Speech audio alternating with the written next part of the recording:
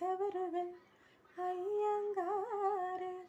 வீட்டு அழகே உன் போல் அழகே பிறக்கவும் இல்லை இனிமேல் பிறந்தால்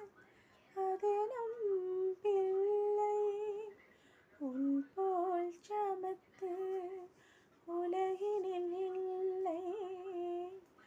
காதலன் சமத்து காதலின் தொல்லை